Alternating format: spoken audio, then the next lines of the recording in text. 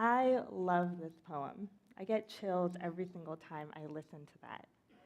And I love the sheer pride with which she says that last line. Every day, something has tried to kill me and has failed. What the poet Lucille Clifton is talking about is not just the violence that the world directs at those who look like her, non-white and women, but also all those death-dealing forces that cut us down, that try to kill our spirits each and every day. There's the friend that forgets to be kind to us, the moment when you need to be affirmed, but someone doesn't affirm you, a judgmental glance in the hallway, not being hugged when you're feeling down, or not being believed by a parent, or not being believed in by someone. These are the death-dealing forces that I speak of, that Lucille Clifton also speaks of, that every single day something has tried to kill us, every single one of us, some more than others, some more intensely than others, and has failed. And I wonder, what is it that keeps that force from succeeding? What keeps it from cutting down our spirits, our fullness, our ability to keep living and loving despite it all? As I was listening to this poem again this week, I thought to myself, what tried to kill me? I remember much of my childhood as gray, just the color gray. When I think of the house I grew up in, it was a very colorful house. It had this kind of flamingo pink carpet, and my mom was obsessed with desert plants, so there were just cacti everywhere. But all I feel when I think of it is this gray gloom, kind of encircling us, pressing down on us. It was thick and palpable, and every day we tried to break through it. So my parents came to this country from India right before I was born. They did so in the hopes that my sister and I would come here and have more opportunities than we would back in India. They landed here with very little money in their pockets, not knowing anyone in a totally new land, not used to a whole new culture, speaking English with an accent, and having to very much rely on the help of strangers. My mom and dad often tell me the story of the neighbor who found out that we had been sleeping on the floor and then brought beds over, or the random person on the street who, in a downpour, when my mom was holding me under kind of a bus stop, gave her a ride home. I read my mom's journal entries from that first year in this country, and she writes about how she loves both her daughters, but she always feels worried.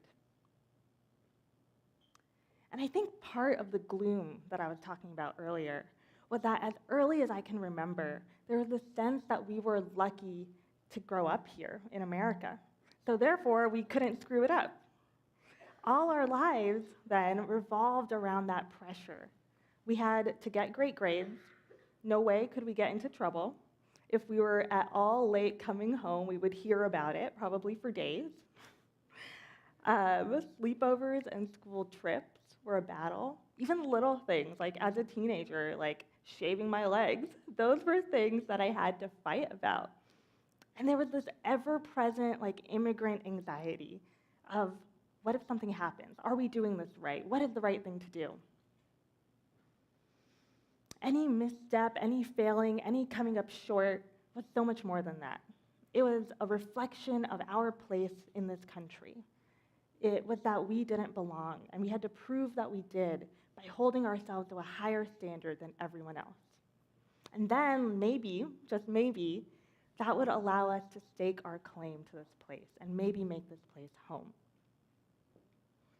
This constant sense of struggle definitely showed in my family. My parents were stressed. They had epic fights that echoed off the walls. The stress came out on us too. In fact, I find this story funny. You all might not find it funny. Maybe it's just years of in between. This one time my dad got so mad, he tried to burn the house down. I mean, in retrospect, he didn't actually even know how to use the lighter, so we really shouldn't have been worried about it. But yes, it was crazy. And as a kid, it made me wish to God that we were not immigrants.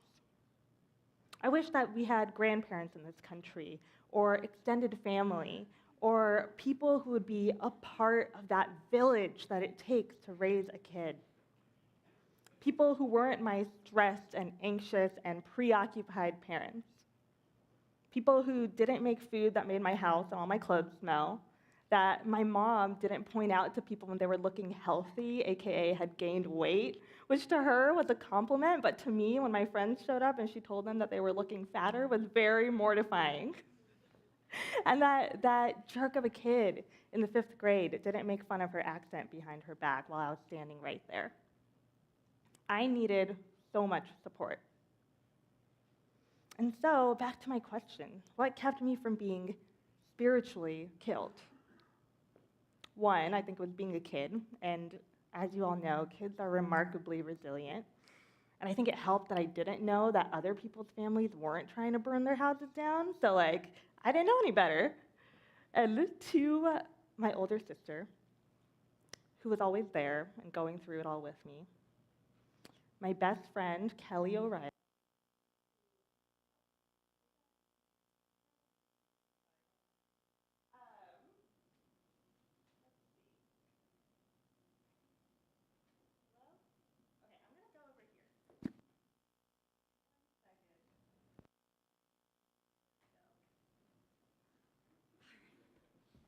This is what happens when you try to use new technology. Okay, where was I? My best friend, Kelly O'Reilly, who didn't necessarily know all that was going on at home, but who was just there for me.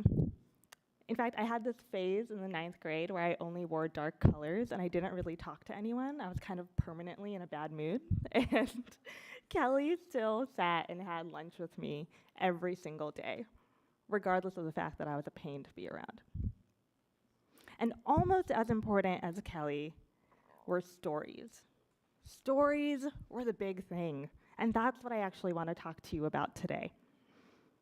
Like a lot of immigrant moms in my neighborhood, my mom took us to the public library like it was her job, the Alameda County Public Library. And I would gather up these piles of books that would tower over my head. Just imagine kind of like a 4-year-old waddling up to the checkout counter. And I would devour them. I found kinship and support in kids like Harry Potter and Matilda and Danny the Champion of the World. And even as a grown-up, after college, I started reading books by Alice Walker, Gloria Anzaldúa, who Lami read a poem of this morning, Sandra Cisneros, and Jhumpa Lahiri. All of these women of color who were writers who somehow or another knew what it was like to live between worlds. And they spoke to my experience as if they too lived under my skin.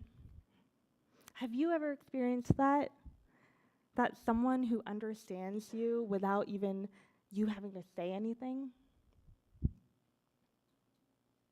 Stories matter, and sharing our stories matters. I found support in the stories of my friend Angbin, who I met in college and who shared my confused immigrant kid identity and would tell me about her struggles with her parents, and my friend Lee, who had a tough childhood and actually left home at 16. Haven't you ever had these friends with whom you just feel accepted and you just feel more a part of the world? Years later, when I was 25, I met this guy, Eric. We were friends in divinity school, and then in the fall, we went on our first date. And within a few weeks of that first date, I found myself laying in bed, depressed, kind of anxious, because for the first time in my life, I was being loved unconditionally, and it terrified me. I tried to fight this with every single cell in my body. You can ask Eric. I wanted to run for the hills, never look back, be like, no, thank you. I don't need love. This is unnecessary. And yet, does anyone know what that's like? Yeah. And yet, there was that part of me that told me to stay, that even if this was strange and new territory for me, it would be okay. I joined a group of women that had grown up similarly to me and that similarly had to learn how to be close to people, how to let people into their lives. And with them, that isolation I was feeling, the grief, the shame, all of that turned into community. By sharing our stories, we all felt less alone in our struggles. And I felt hope in my ability to shape a kind of life, even if I had had no model. A few weeks ago, I actually married Eric, and it was perfect.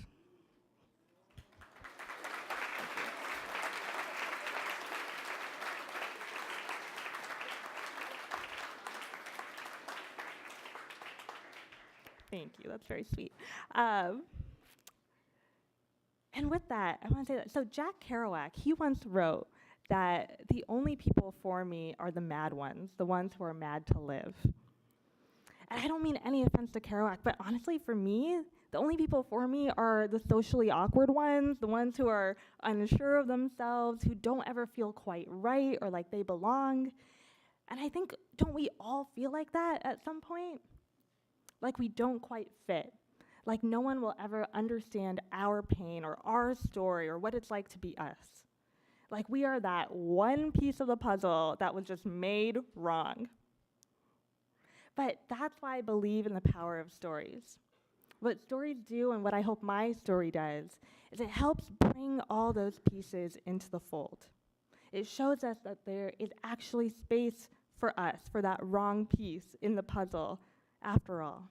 And we're in fact welcomed there, and in fact we're needed to make that puzzle complete.